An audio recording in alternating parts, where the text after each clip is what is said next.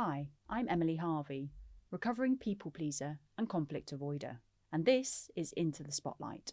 It's raw and unfiltered. I'm not asking you to like me, I'm learning how to like myself, and I invite you to come with me on this journey. I'm Emily. I am 42 years old and have 2 children. Career-wise, I have been in banking, retail, education, and more recently fitness. And I have lived all over the world in Asia, Europe, and London, and had the opportunity to travel far and wide with my family and some fantastic memories and meet some great friends along the way. It's been a really exciting life. Always something going on, traveling to new places, meeting new people, and I feel like I've really tried to embrace it and make the most of it. Why the Midlands? I grew up in Nottingham, which is where we're based now, and we had some roots here. So it felt like an emotionally safe move at the time. It didn't feel quite as daunting as maybe settling down somewhere in the south or up in the north where we may have had to start from total scratch again. That felt quite a daunting situation at the time to consider. In Japan and Spain and London, it's an international community. We lived an expat lifestyle. So people would be there for 2 or 3 years. They would be in a corporate role and, they'd move all over the world. That was the beauty of such a lifestyle. And for many, it suited. Yeah, in many respects, it kept things exciting. And like I say, something new always happening and new places to explore and people to get to know. And those parts of it I loved. Probably what I didn't enjoy so much was people disappearing. Sometimes it felt almost overnight. The expat communities are really tight, really supportive and really welcoming. So certainly the first day I went to the school playground in Spain, I was just enveloped by 5 mums and it just felt amazing. Everyone was in the same situation as you, so your friends were your family. Certainly in Asia, when we lived in Japan, your family was so far away that your friends were your family. You shared so much with each other, probably a lot more in the space of time maybe you do with someone that that I know 20 years from my hometown. And we just support and be there for one another. And the beauty, certainly with somewhere like Spain, many people were entrepreneurs, so had the luxury of planning their own schedule. So they could come out for socials in the day, they could do a gym workout together in the morning or step out for a couple of hours with the children after school. So it really felt like a community, like a little tribe. When families leave, they just uproot and go. It could be literally a week after you've been told. And it's almost like a ghostly silence. I can't quite explain it. I remember when we left Japan, we were having a farewell dinner.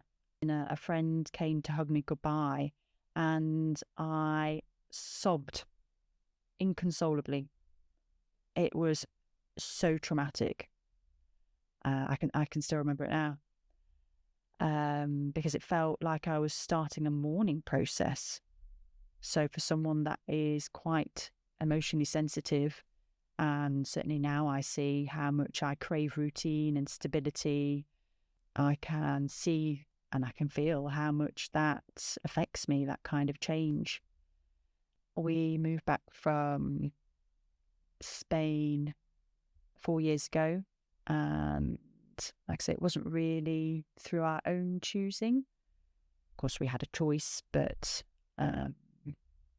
there was a financial decider which kind of trumped other feelings, and we were welcomed back to a grim British January. And the day after we touched down, the government announced that they were closing the schools again because of the COVID outbreak. So I had taken my little boy, who was in year 5 at the time, from a really happy schooling in Spain to one in England where I said, you could make friends straight away, how exciting it would be, nearer to old friends and family. And then he wasn't able to go to school. So he was devastated. Mum guilt set in big time because I had made a promise to him that I couldn't follow through with. He couldn't go to school the next day and make those friends. And him being very much like me, I could see how traumatic the move was for him. So whilst he can speak about so many amazing experiences he's had over the years and pretty fluent in Spanish, which is a fantastic skill for him to have. When we go on holiday, he's got ready-made friendships because he just sets back in. He just pops back in where he left. But at the time, that's you can't explain that to a 9-year-old, a 10-year-old. So that was a massive moment of mum guilt there. And yeah, with it being a winter, and it was either the second or third lockdown that the UK had, all the gyms were closed. So my outlet for stress and me time and self-care had gone, and also my stream of income, because I was personal training at the time. And we had gone from very much an outdoor lifestyle in Spain, which I and the boys thrive on, to being stuck within these four walls, not knowing anyone. And my then husband and I had also been independent. We'd not lived in each other's pockets. He'd always travelled with work. I'd always travelled independently with the children. And then we'd had a massive shift there in a house that we'd bought more through necessity to get the children settled for school than through love of the actual home, to be in each other's pockets and no outlet of friendships or places to go. If I'm honest with myself, that's probably the beginning of the end of my marriage. After what has been quite a turbulent couple of years, certainly this last year, there's been a lot of change for the family.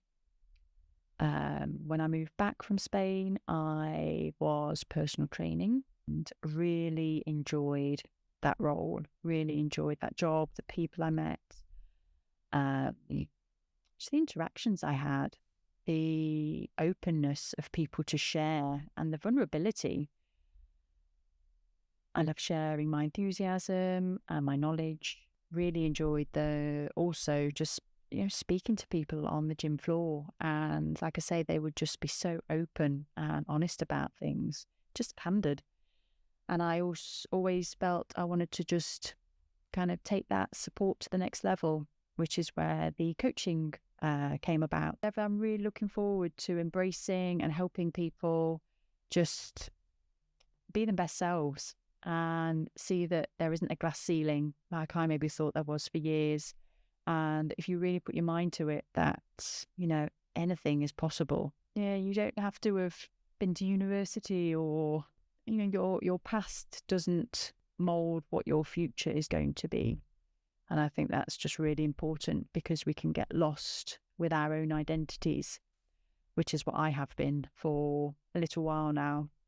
And it's something I'm still figuring out for myself. It's just really important for people to realise that if they want to make changes in whatever area of their life, that it's never too late, that you can do that. Go from kind of being to thriving. We only get one shot at this. So sitting in unhappiness, I don't want to regret that in an old people's home. I want to experience as much as I can of places and people. I want to help people do this. I am excited for the future. I am also very daunted and scared by the future. I've taken the decision to separate from my husband, someone that I was with for a long, long time. And I don't know what the future will hold. I've got things that I hope will happen, and friendships and relationships that I hope strengthen and blossom. I'm working really hard to find out who I am and to be more confident in myself and make sure that I am doing things that I want to do, and just changing old habits that I'm noticing are unhealthy for me and are kind of putting a ceiling on my potential. So whilst I am really excited about the future and moving forward, I'm a little bit lost at the moment, maybe as to what that looks like. Just seeking help and advice. So I've started therapy, which I have found and I'm finding, well, a mix of a game changer and so blooming confusing. Remember, well, probably only until recently going into therapy sessions and just nodding that yes, I understood, and kind of getting out as quick as possible because I was ticking off the hour that I'd gone through the process and I was trying to heal and move on. Something clicked, or conversations I had with people. You can't just go through the motions. You've really got to invest your time and energy. And I thought, oh, maybe therapist one's not right for me. They're not right for me. But I just think the advice that they were giving me at the time was not right for me then, because it's quite interesting that I'll just have a conversation with someone now and that, oh, that's what he meant, or God, that's what she meant, and just piecing things together. Yeah, I still feel probably low on a daily basis, and I've got a few very close people around me that pick me up most mornings and help me get back on track. And I don't know where I would be if it wasn't for them. Just trying to be present, a bit more present in friendships, relationships. And as a mum, all that mum guilt trickles in on a daily basis.